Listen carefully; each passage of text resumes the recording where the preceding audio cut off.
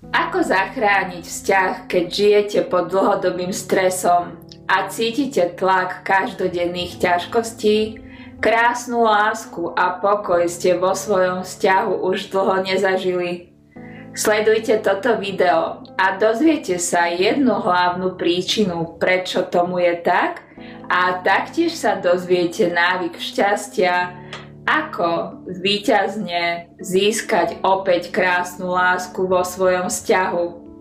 A že svojho partnera ešte len hľadáte? O to lepší dôvod sledovať toto video až do konca, tak aby ste sa vedeli rozhodnúť, ako túžite vstúpiť do manželstva. Možno je zdravý životný štýl šťastie pre vás niečo nové a možno niečo veľmi odvážne. No nič nemá blahodárnejšie účinky na šťastie v rodine ako Božia láska.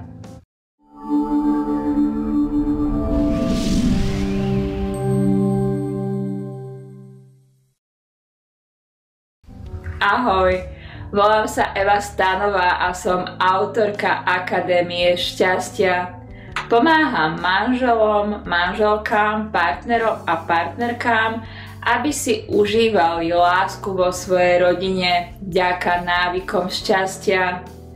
A spolu sme vytvorili láskavejší svet. Možno vo svojom manželstve zažívate stres a nedostatok času. Stále sa pozeráte na svoje hodinky a kontrolujete si, koľko času vám ešte dnešný deň ostáva na to všetko, čo ste si napísali na celý ten zoznam, ktorý máte práve dnes urobiť.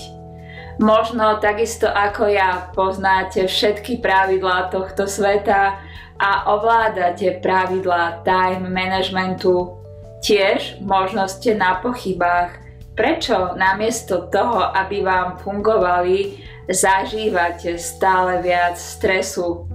Pozrime sa na to, prečo je tomu tak. Vďaka niekoľkoročnému skúmaniu a objavovaniu informácií a testovaní na sebe som objavila pravidlá, ktoré sú tisícročiami overené a sú návodom na šťastný život. Zaviazala som sa ich dodržiavať svojím krstom. A tak som strátila navigáciu svojho srdca a chýbal mi zmysel môjho života. Taktiež tieto pravidlá som nedodržiavala vo svojom manželstve. Uverila som šťastným príbehom z médií, Pilcherovej, Lindstrémovej a podobných autorov, ktorí nám predostierajú obraz ideálneho partnera. Tento partner však nie je ideálom kresťanského manželstva. Snažili sme sa zabezpečiť vo svojom vzťahu všetko materiálne, tak aby sme boli vo svojom vzťahu skutočne šťastní, ako nám hovorili médiá. No unikla nám jedna dôležitá príčina, prečo nezažívame skutočne hlboké šťastie. Nemali sme na prvom mieste Boha, ktorého sme si zvolili za partnera vo svojom manželstve vďaka sviatostnému manželstvu v kostole a žili sme v hriechu. Toto je pravda o mojom vzťahu, ktorú som objavila až niekoľko rokov po rozvode. Rozpadlo sa moje manželstvo a zvýšilo sa percento rozvodovosti. Zlo, ktoré tiež vládne na svete, sa potešilo, pretože získalo a zničilo ďalšie manželstvo. Veríte tomu, že môžete obnoviť lásku vo vašej rodine? Napíšte mi dole do komentárov, pretože napriek svojej skúsenosti a možno práve vďaka nej verím, že môžete. Pozrime sa teraz spolu na 5. návyk šťastia. Predtým, ako vám ho prezradím, pozrime sa, čo hovorí o pravde Božie slovo. Ak hovoríme, že nemáme hriech, klameme sami seba a nie je v nás pravda. Ale ak vyznáme svoje hriechy, on je verný a spravodlivý odpustí nám hriechy a očistí nás od každej nepravosti. Áno, je to pravda. Boh ma omilostil vďaka tomu, že som si priznala pravdu o svojom vzťahu. Preto odvážte sa v 5. návyku šťastia prijať pravdu o svojom vzťahu tiež. Preto začnime najdôležitejšou otázkou. Mali ste svadbu v kostole? Ak áno, tak ste takisto ako ja uzatvorili sviatosné manželstvo. Rozhodli ste sa mať vo svojom živote v manželstve partnera Boha a žiť kresťanské manželstvo. Milovať Boha vo svojom srdci a tiež žiť aktívnym kresťanským životom. Žiť podľa 10 Božích prikázaní, spovedať sa zo svojich hriechov, príjmať Boha slovom a tiež vo svetom príjmaní na svätej omši. Ako sa cítite? Cítite sa rovnako, ako som sa cítila ja, že to vôbec nie je jednoduché? Chápem vás. Veď ak sme pod vplyvom stresu z televízie a internetu, naše srdce je naplnené stresom, skamenelo a nie je schopné cítiť lásku k Bohu. Naberte teraz odvahu a príjmite pravdu o svojom vzťahu, pretože vďaka pravde získate opäť prístup k nekonečnému zdroju šťastia Bohu. A ak Boha príjmete do života, máte jeho prisľúbenie.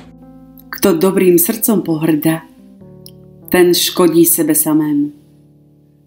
Kto si však váži prikázanie, tomu sa dostane odplaty. Ušetríte si tak množstvo bolestí z rozvodu, ktorý je ako malá smrť. Môžete mi veriť. Napriek tomu, že som bola sama so sebou šťastnejšia, stále som cítila nevyslovný smútok duše. Napriek všetkým metódam, ktoré som absolvovala, som ho nevedela uzdraviť. Uzdravilo ho až prijatie pravdy o mojom manželstve. A ak ste sa rozhodli, že sa rozvádzať nechcete, no chcete žiť vo vzťahu tak ako naďalej, chápem. No, majte prosím na pamäti, že rozvod v srdci boli rovnako tiež. Preto prosím, naberte odvahu a hľadajte pravdu o vašom vzťahu. Neviete prekusnúť svoj odpor k cirkvi? Chápem, trvalo mi to 10 ročia, no už na budúce vo videu vám prezradím, čo mi pomohlo. Ako zachrániť svoj vzťah, ak ste nemali svadbu v kostole? Investujte 1 hodinu týždenne do svojho vzťahu so svojím partnerom a objavujte práve túžby svojho srdca. Žite v pravde podľa zmyslu svojho života a užívajte si lásku vo svojej rodine.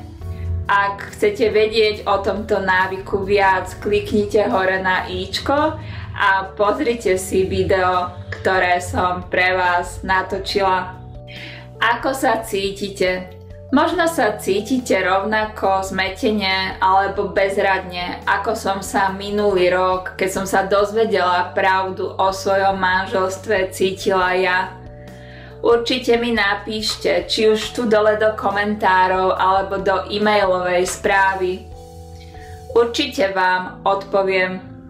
A ak toto video malo pre vás hodnotu, dajte like. Poteším sa každému jednému lajku alebo zdieľaniu, vďaka ktorému môžeme spolu zachrániť čo najviac manželstiev pred rozvodom.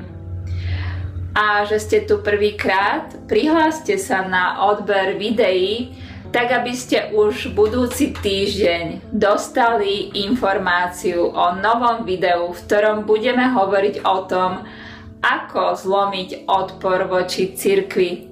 Teším sa na vás už budúcu stredu. Prajem vám krásne dni. Ahojte.